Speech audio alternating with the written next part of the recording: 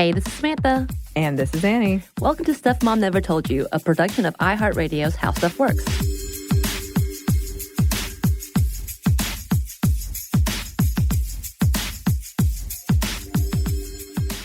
And today we've got an amazing episode. I'm so excited. Just a bit of a trigger warning, not really big detail, but we do talk about the Me Too movement, specifically talking about comedians in the Me Too time frame, Harvey Weinstein. So just to throw that out there, again, we don't get into anything deep, but we just still like to give you a warning. Mm-hmm. And today we had the most amazing Chanel Ali come in and speak with us about comedy, women in comedy, Black women in comedy, and fighting against injustice with humor. Yes, and she was an absolute delight. I'm really bummed that I missed the show that you went to, Samantha. If you want to talk about that for a minute. Yeah, so she was a part of the Feminist Buzzkills of Comedy, which used to be Lady Parts Justice and is now called Abortion Access Front. And they tour around the country working with different abortion clinics throughout the country, getting their name out, talk about fundraising, talk about reproductive justice, and it's beautiful and hilarious. This is the second one that I've attended. The first one was at a different location. Caroline of Unladylike is the one that invited me, and I love them so much. They are so hilarious. Liz Winstead, who is an icon in herself, she was a co-creator of The Daily Show. She's the one that began this organization and makes sure to go around and brings into conversation these big issues, and I love it. And I met Chanel at the show from this weekend. I guess that probably was a couple of weeks ago when we aired this actual episode. It was the night of the Oscars. Yes. And I kind of was like, hey, can we be friends? And it works. What? Look at that, Samantha. Making friends. I make friends. But she had an amazing show. She had an amazing set. So if you are around anywhere, because she tours a lot, essentially. Mm-hmm. I know she is based out of New York, but if you get a chance, go check her site out, Chanel Ali, and we'll give you some more information. And check out her touring, because she does some amazing things. She absolutely does. I'm so bummed I missed the show. Samantha has 2 excellent shirts she got from it. I do. But I'm very glad that she came to the studio, that you succeeded in getting her to come in, because she was a delight. She is. And so we're going to go ahead and start with the interview. So today we are meeting with someone who I may have stealthily, I'm going to say it stealthily, but it really wasn't, hunted down during an Abortion Access Front comedy event. Probably frightened her quite a bit. This is true. Chanel Ali. Hi, thank you guys so much for having me. Thanks for coming on. I did. So I was telling Anney, I'm pretty sure she thinks I'm. Yeah, I'm not gonna say it now. I was like, it's okay, because I was like, hey, can we be friends? And her situation was like, I'm trying to watch and support my people. But that happens at comedy shows a lot of times. Like, I'll get off stage and someone's very excited to talk to me, and I'm excited too, but also, like, sometimes the show's still happening. Yeah. So I'll be like, let's put a pin in this. And we're gonna see how excited we are tomorrow. I may have had an adult beverage or two, and I'm like, we were on the same level of a few drinks in, I could tell. So she's here. Thank you. We did it. Yes, we did it. And yes, you were a part of the Atlanta set for Feminist Buzzkill of Comedy. Yeah. Right? Which was created by Abortion Access Front, which used to be Lady Part Justice. Mm-hmm. They used to be called Lady Parts Justice, and then they decided that they wanted to, like, really be straightforward about what their goals are and who they are. So they were like, we are the Abortion Access Front, and we're here to help women, and we're going to fight the fight. I love it. And luckily, the founder is Liz Winstead, who I'm sure you're very familiar with. She also was the co-creator of The Daily Show. Also is just, like, a very woke-ass, like, adorable lady. I just, like, her bun makes me happy when I see it. It makes me happy. So she reached out to me a few months ago and said that they were looking to take on a comedy writer. And I came on, and I work for them part-time in New York, a few days a week. And then they said, we're going on tour. You want to come on tour? You can tell jokes and then, help us during the day. And I was like, of course, So here we are. I think this is the last stop on the tour. Is it the last stop? Yeah. Oh, man. I was like, but this is the second show I've been to, because I went to the show with Joelle and Helen Hong, and I'm like, I want to be all of y'all's friends. I know. Where are you? Yeah, they do a good job of making sure that the comedians they pick can, like, handle the spotlight of the social issue, but also can be, like, super insightful and funny and personal. And it's so funny, and it's so fantastic. And again, yes, this is the second time I've been, but I did want you to talk a little more, and you have. Can you introduce yourself for our listeners? Yes. Hi, guys. I'm Shanali. I'm a stand-up comedian and a writer. I live in New York City. I'm originally from Philadelphia. Shout out to anybody that went to Temple University and is still trying to pay it off. I've been doing comedy for about 7 years. You might know me from MTV's Girl Code. I was in the last season of that show, which was also the last season of that show. I have a Comedy Central set coming out in a few weeks, and that will be my debut on Comedy Central, and an album will be out in May. Ooh, what is the title of the Comedy Central special? I don't know if they've titled it yet, but it's a partnership with Refinery 29. Okay. So they just highlighted female comedians. I love it. And they let us do kind of shorter sets, like 10, 12 minutes. But it was great. Really great production. We shot some incredible stuff backstage, like lady comics just talking to each other about like what type of weed we smoke and stuff like really hard-hitting journalism. And it's going to be a dope series. I love it. And then you said you have an album coming out. Yes, I have an album coming out. I think it's going to be called Chanel Number 1. Ooh, You like I that? like that. You like that? I like it. You like it? I You're do. claiming it. I like You it. feel it, right? I do. I was like do. 50-50 for a while, and then I was like, I think that's it, though. I think that is think good. it is. You know? I like it. Yeah, maybe I'll just be like naked on a perfume bottle. Like, I don't know. We're going to plan it out. Oh, I have an envision of like a giant perfume bottle that Huge. you wrap yourself around somehow. Yeah, Yes. I mean, the ad parodies you could do, so many. there's so many. I really hope that later on in my career, I do like get some type of sponsorship from Chanel, and then I'll just be in a Chanel ad, and it'll be like Chanel for Chanel, because duh. And that's what I want for my future. I want to mean- be in advertising like that. As far as goals go, that is a solid one. Yeah. It makes perfect sense. Yeah. It's in sync. Why Chanel, wouldn't it be? if you're listening, get Get on over it. here. Hello. You guys got a lot of stuff you need to cover up. You need to get me on the front lines out here to help you, and we'll fix it. Yes. Yeah, Let her help you, You know? Yeah. please.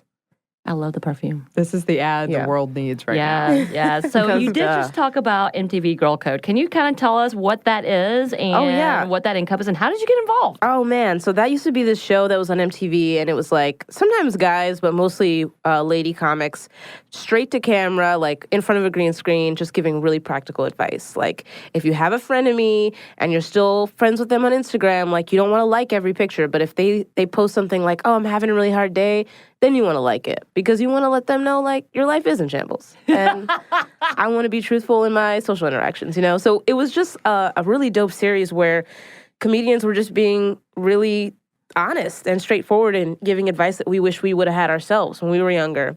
And when I first started comedy, and even prior to comedy, I used to love this show. Like, I used to watch it, and I would walk up to the TV and get really close to it, and I would say, I gotta get on the show. Like, I don't know how people get in here. What is the email? You know, like, how do you do it? Yes. And so I started comedy in Philly, and I did comedy there for like 2.5 years, started to make some money and get booked. And I was like, all right, I'm gonna go to New York and really try this because I don't wanna be like 60 years old trying to be a comedian. So let's do it now. And so then I went to New York, and I really like made an impact on the scene, just hit every single club, every single show, every single open mic till everyone in the town was saying, have you seen Chanel Lee? Have you seen Chanel Lee? And then one day I did a stupid show at a Brooklyn coffee shop, like a smoky coffee shop.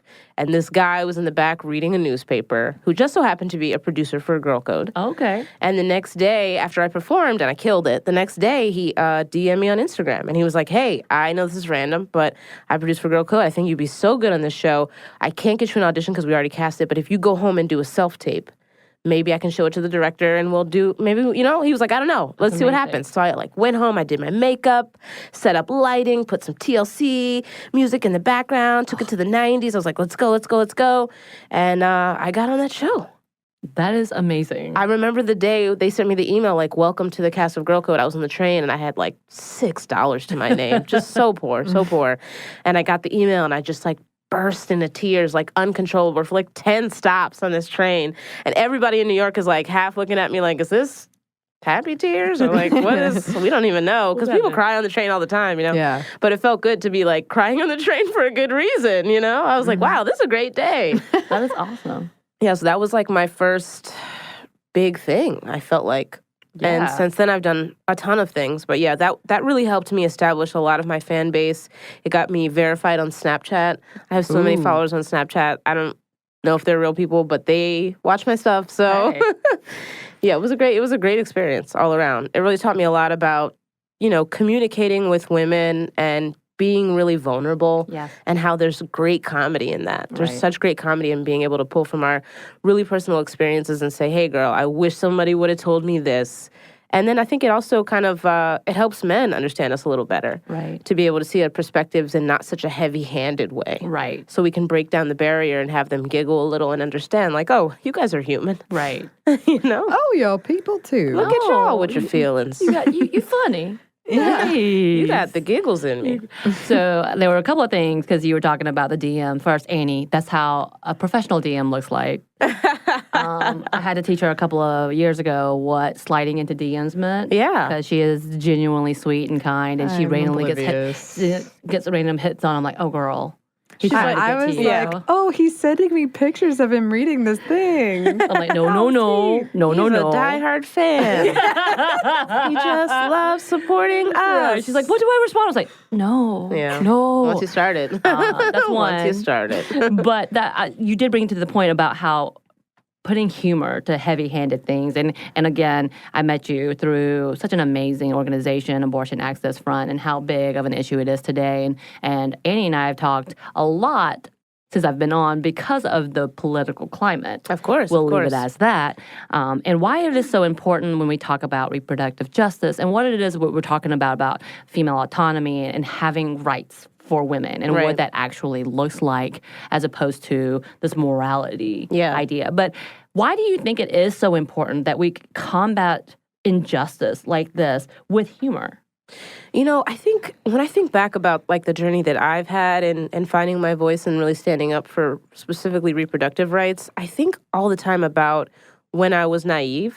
Mm-hmm. And I was for, I would say, most of my life. I didn't understand. Obviously, we've been hearing forever that women get paid less, but I didn't understand the full scope of that until I really started to get a real job and like climbed that ladder and watched male counterparts climb the ladder with me and got to recognize the difference. Like, oh, your title's different than mine. Why are you getting paid more than me? Like, what's happening here? We're doing the exact same. I sit next to you. We're doing the exact same job, And so I think that there's this. I don't want to keep referring to trying to make men see us as humans, but I do think that sometimes when you dumb it down to that, you have to recognize that that is an issue. Right. And especially with legislators, we have these men in suits sitting in positions of lots of power, and it's like they're playing Legos. To them, it's a game. Mm-hmm. And the reality is that they're orchestrating what humans can do, what rights we have, what freedoms we have.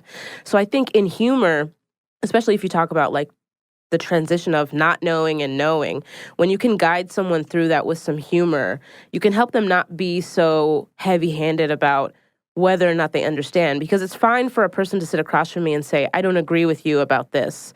But it's better if they can say, I understand your perspective versus I don't agree or I do agree. But if I can get you to understand my perspective, especially through humor, I can get you to kind of take down your stance of judgment, and we can really talk about being human and what it feels like to not be able to take care of yourself, So it's something that's really beautiful, and I watch it at comedy shows all the time when I talk about something very heavy-handed, and I can feel the energy shift. I can feel crowds tighten up, like, oh, she's talking about gay people now. Oh, no. Okay, now she said something that she didn't say Trump, but we know she's referencing him. You can feel that energy shift when people are like, we're scared about what you're going to do, and when you release that tension and you take it to a silly place, you allow them to also relax about it and recognize that we should be able to talk about it, and it doesn't have to be so heavy-handed one or the other. So comedy is just such a useful tool to getting people to see a perspective and recognize other people in a way. And just when you're sitting in a crowd full of people that don't look like you and you share a common laugh and you look over at a stranger and kind of glance like, haha, that's funny, you connect. You connect on a level that is very deep, and you carry it with you for a while. So I think comedy is just so powerful. Can you teach me to be funny like that instead of just being heavy-handed? I can, but I charge a lot per hour. Good for you. To be fair, I probably can't afford it. You'd be surprised how many businesswomen in New York City are like, I'll pay you. I'll pay you if you teach me some funny things. Is that a thing that could be an industry? I really market? recently started doing it, and I'm about to expand.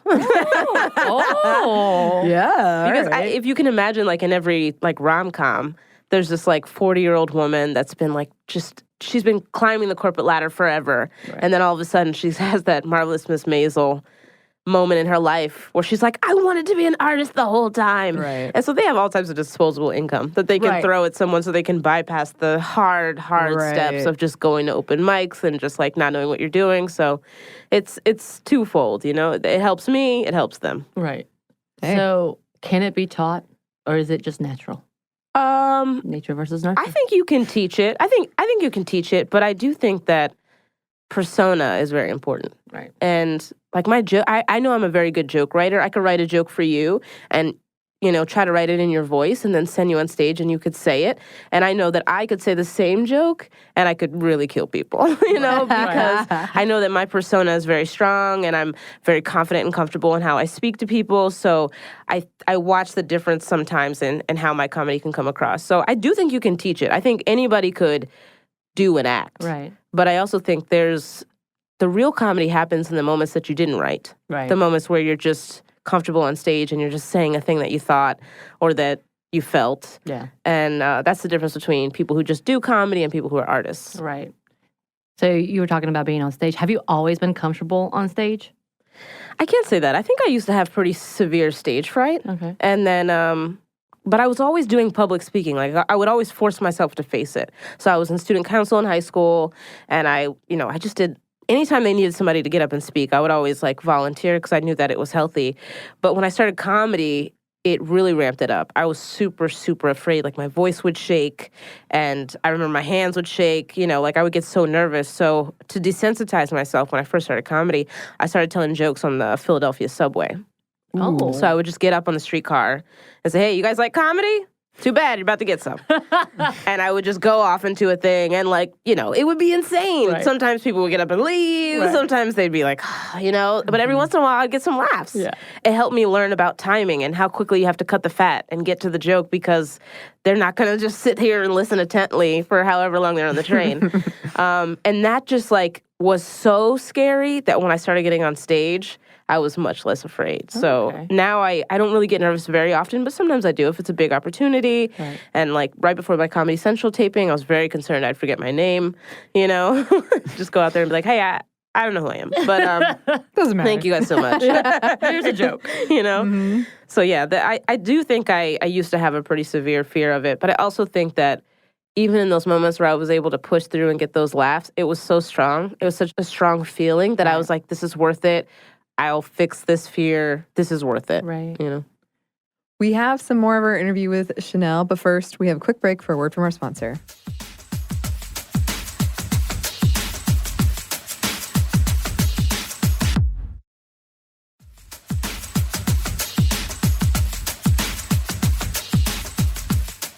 And we're back. Thank you, sponsor. Let's get back into the interview. So with all of that, because I think you and I talked a little bit about what I want to focus on and just in general, when it comes to being a woman who talks about abortion and talks about reproductive justice, and then being a woman on the comedy stage, which is already usually a strike. Yeah. And then being a woman of color, a black woman so many on levels. Stage. How do you combat all of those social, I guess, what is it? Pressures, all those social issues. pressures, Yeah. social issues, injustices, racism, all of that. How do you deal with that in today, especially when, even though it's not accepted, it kind of is, and it seems to be back and forth? Yeah. I mean, there's a lot of levels to that, but I think just being a woman in comedy, I had to learn that I had to find peace with people not always agreeing with me. Mm-hmm. And I think that can be hard when you're speaking into a microphone because you want them to just nod and say, yep, you're right, girl. We're here with you. And so I had to learn peace with that. And that really came from educating male comedians in like personal spaces. Mm-hmm. Like I remember when Bill Cosby went on trial, a lot of male comedians that I love and respect were just not in the right mindset, in my opinion. Right. And they were very steeped in their beliefs and weren't going to be moved. But then they got to hear a perspective from someone like me that they know and they love and they trust and they know has been doing comedy forever and has been even in rooms with people like Bill Cosby. And so I could speak from an experience that they had never had firsthand knowledge of. And so I was able to convince them through my experiences and also referencing things that they had seen among their counterparts about the reality. You know, like you have been on tour with a famous comedian and he grew up in an era where things couldn't get recorded on your cell phone.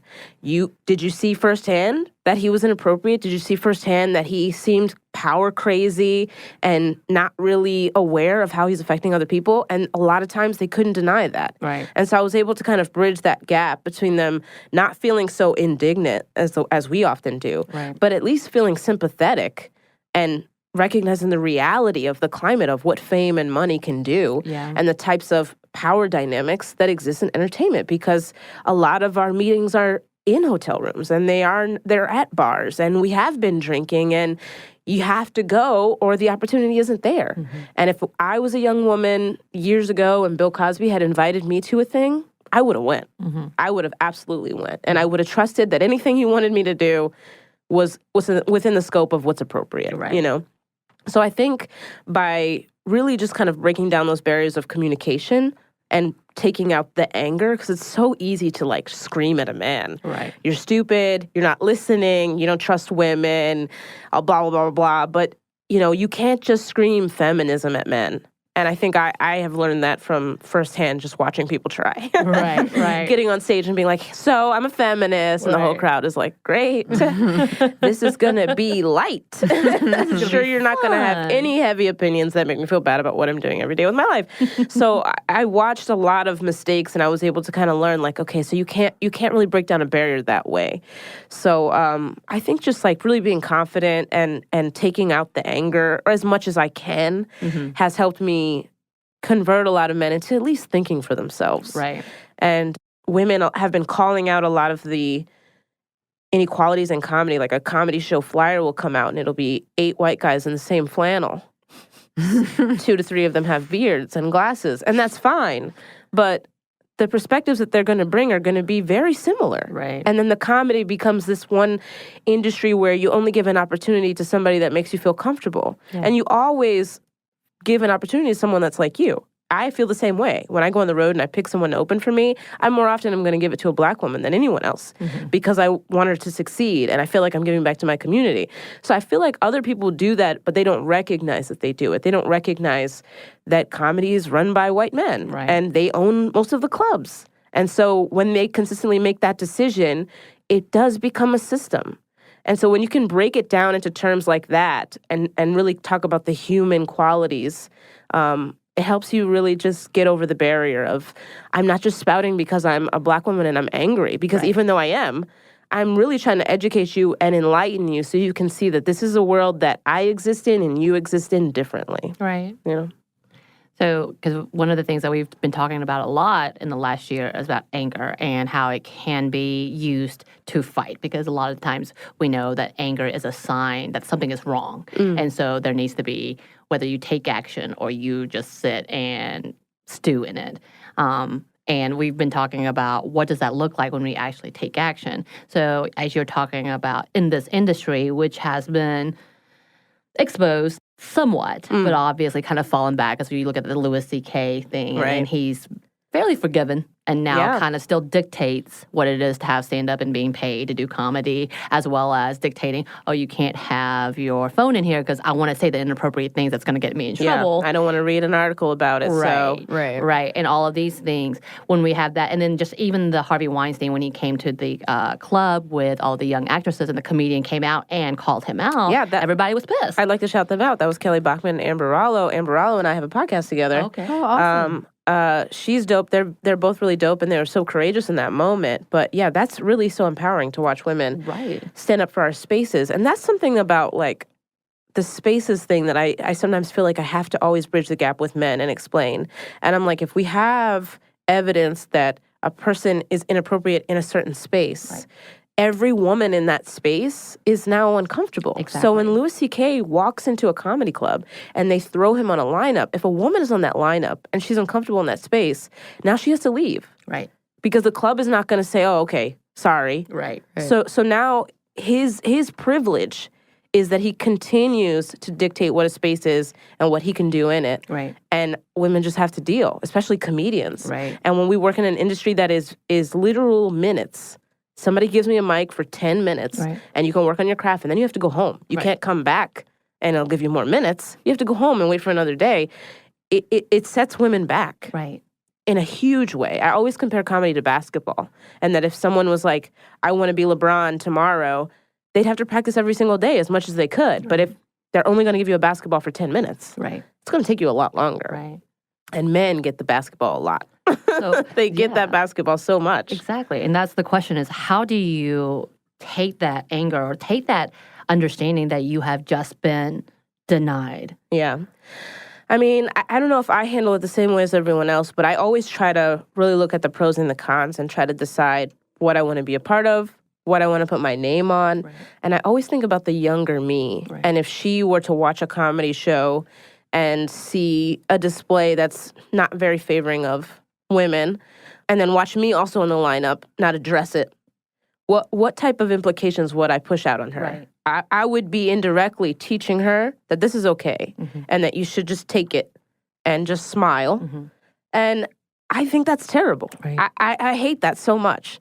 So to me, I really try to evaluate projects very thoroughly. I really stand up for myself in corporate rooms and talk about what I'm not comfortable with.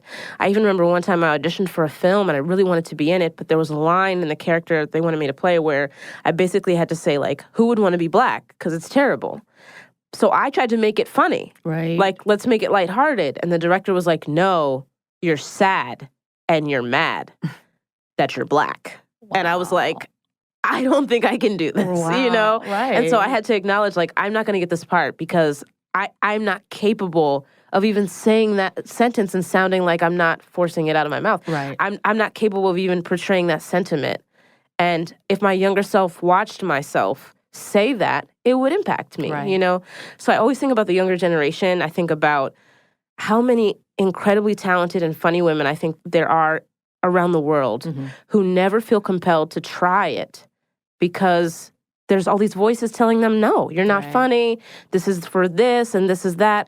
So, you know, I always think that there's like an orthodontist in Missouri who could have been a comedy great. Right. But everybody in her life told her no. Right. Told her, yeah, you're silly. Yeah. You know? So I always think about like really elevating our voices and calling things out. And I pick my battles. I definitely pick my battles. But I also have a lot of integrity. Right. And so there have been entire clubs, entire venues that I've decided I'm not going to work with you guys anymore because you continually perpetuate something that's unhealthy. And I don't want to add to it because I know what I bring to the table, you know? So you have to have a lot of pride. You have to really hold yourself to a high standard, but also protect your rise because I need to be on a high platform to make any change, you know? So myself as your new best friend, as a supporter who is not a comedian, what can I do to help elevate that cause as well? Obviously, I don't have that giant voice. I don't have the comedic timing. It's okay. But I want to support this, and I want to make sure that the women and those who identify who are non-binary, who are being silenced because these platforms don't want to be uncomfortable or don't want to root for the underdogs. And essentially, we are underdogs. Totally. What can I do? I mean, obviously, I exist in an artist realm, so it really comes down to supporting the artists. And that can really come down to even just like doing your due diligence and looking up a lineup and asking questions. Why is there no woman on this show? You have 8 comedians here. You couldn't find one lady? Right. You know?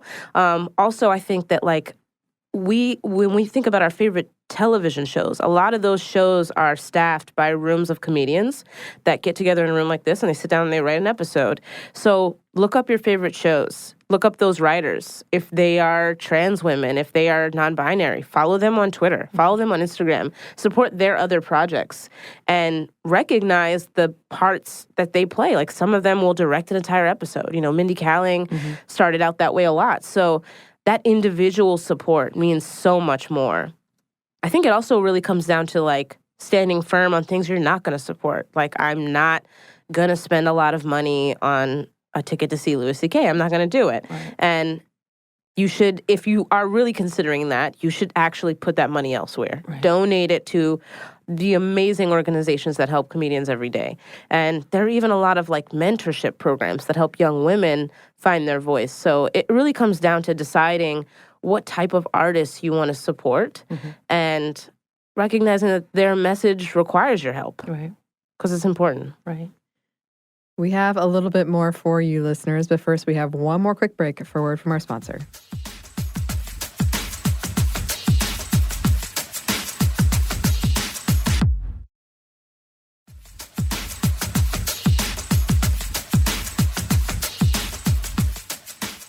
And we're back. Thank you, sponsor.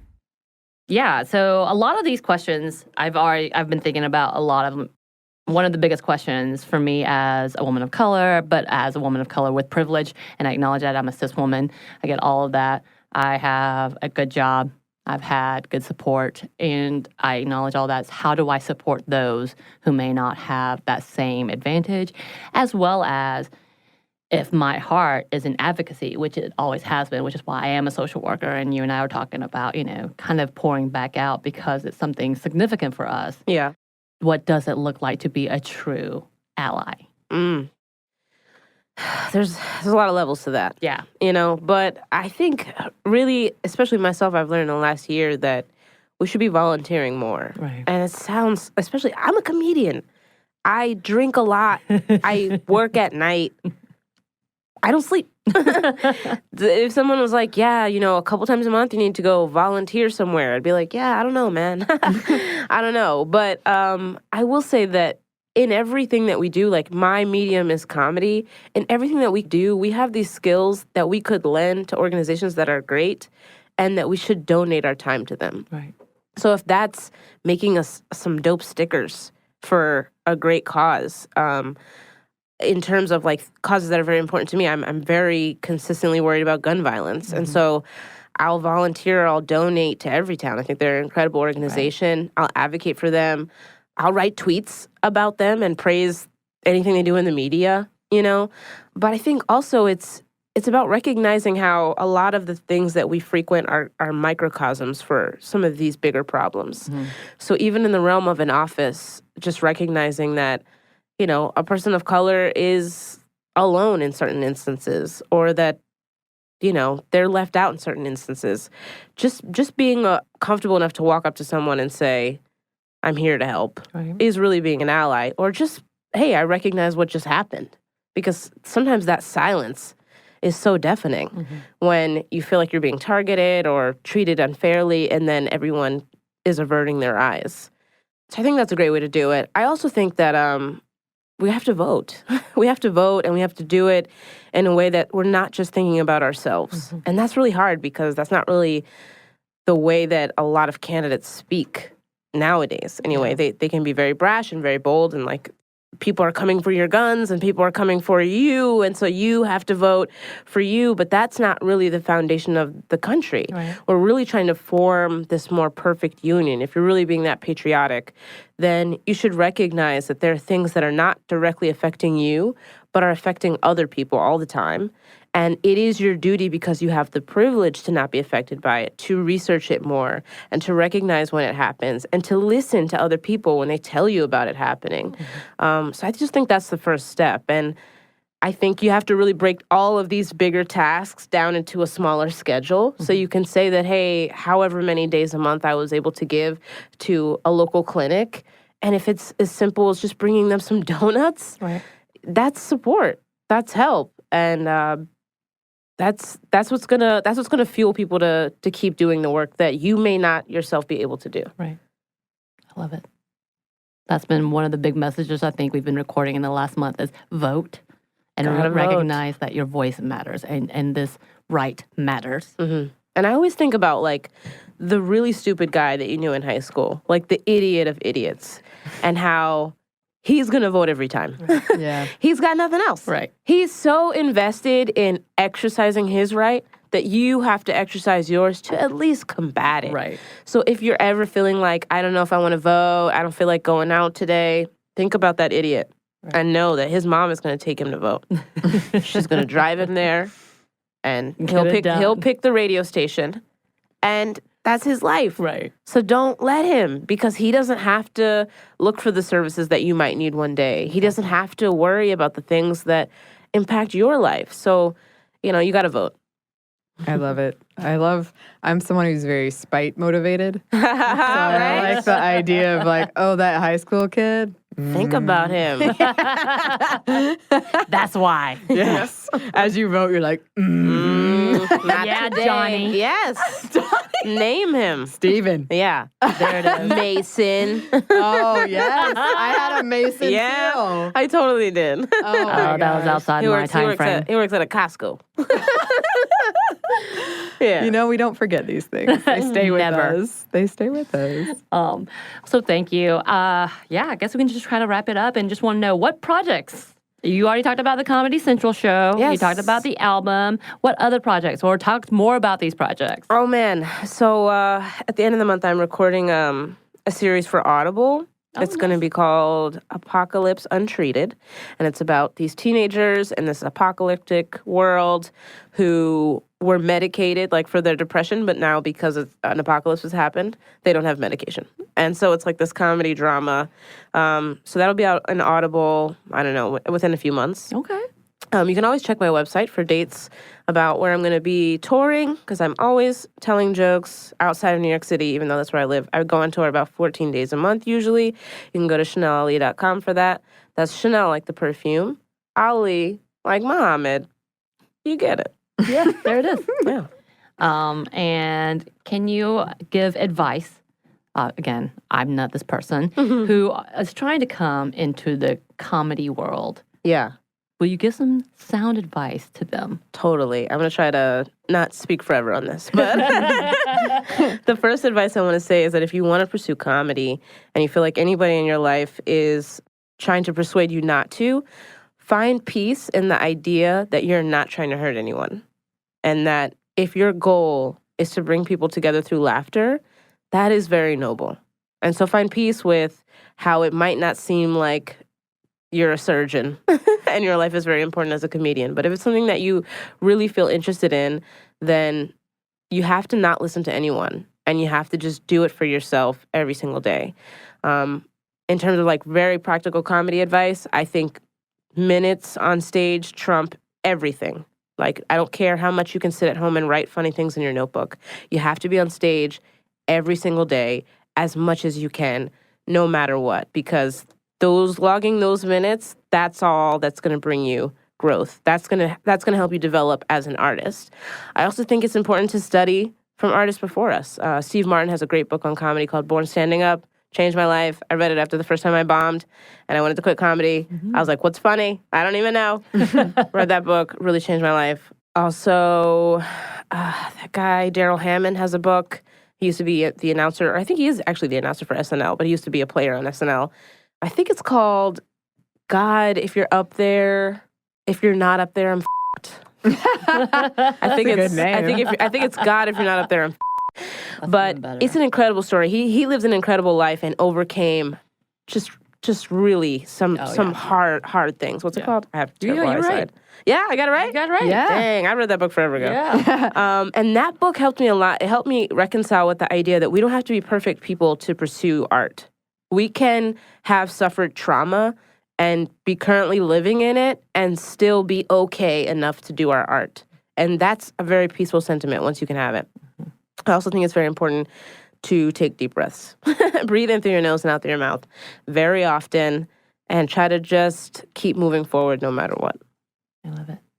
And I did want to kind of ask, because this is, again, my own self-interest. You were talking about the fact that you work with a group. I work with an organization in New York. It's called Stand Up for Girls. And so they basically go around to some of the local high schools in New York City, and they get basically the more vocal or very not vocal girls to practice stand-up comedy, to practice a 5-minute set for a few months. They work on it. And they throw a big show at a comedy club, and they invite their parents and the administrators, the whole faculty to come out. And then they'll have someone like me headline it. And it's so incredible to watch young women find their voice in that way. I mean, I have heard these girls say jokes that were better than anything I could ever write. So poignant. A lot of them, especially if they come from families that have immigrant parents, a lot of cultural background, a lot of cultural history, they will read our country for filth in a way that we could never really communicate as well. So Stand Up for Girls is a great organization if you want to donate. They're doing great work. I have been on the verge of tears at every single comedy show that I have done with them, and it's just beautiful. It's beautiful. Comedy is just a beautiful thing. And if you're not seeing comedy shows in your daily life, do it. You need to go sit with strangers and giggle in the dark. I promise you, you do. Yes. I appreciated it. It was a good night. I'm so sad I missed it. Yeah, you missed out. Real hard. I got even T-shirts. I know. Oh, nice. She got 2 T-shirts. I'm so excited about my shirts. Literally, I'm no one rocking asked you. it. I love that Yeah, shirt. I love this shirt Yeah. so much. Anyway, thank you. Thank you guys for having very much. me. Oh, Thank and you. one last thing. Tell our listeners where they can find you. You can follow me on Twitter and Instagram at Chanel__Ali. That's 2 underscores. So it's Chanel 2 underscores Ali. There's a girl who has my actual name, Chanel Ali, and I've been trying to track her down for years. Yeah. The clone. Oh my No, gosh. she has pictures up. I actually know a lot about her life because I've really Amazing. tracked You've down really her dug friends. into it. Because she That's hasn't been on amazing. Instagram in like 4 years. And I've come so Oh. close to getting her like on the phone. But so yeah, Chanel__Ali. I'm on Twitter and Instagram. I post on Twitter pretty often. You can also follow me on Snapchat at Chanel Alibaba. That's ChanelAlibaba. Awesome. Yay. Thank you so much for Nice, coming thank in. you. No problem. Bye. Anything else you want to add to it? Oh, I love you guys so much and just keep moving forward. All right. And I hope you enjoyed that as much as we did. It was such an amazing time. I'm hoping to catch up with her again. I'm bound and determined to be friends with her for real, y'all. And she apparently is coming back to Atlanta. So when she does, I will be there. You guys should definitely check out her Comedy Central special coming out, her Audible coming out, as well as her album coming out, because she is amazing and just a great individual overall. Yeah, and always remember, as she said, fun to giggle in the dark with someone, Yes. but really support people that you want to see succeed. And she was awesome. Yes, So go do it. Go do it. And in the meantime, if you'd like to email us, you can. Our email is stuffmediamomstuff@iheartmedia.com. You can also find us on Twitter at momstuffpodcast or on Instagram at stuffmomnevertoldyou. Thanks as always to our super producer, Andrew Howard. Yay. And thanks to you for listening. Stuff Mom Never Told You is a production of iHeartRadio's How Stuff Works. For more podcasts from iHeartRadio, visit the iHeartRadio app, Apple Podcasts, or wherever you listen to your favorite shows.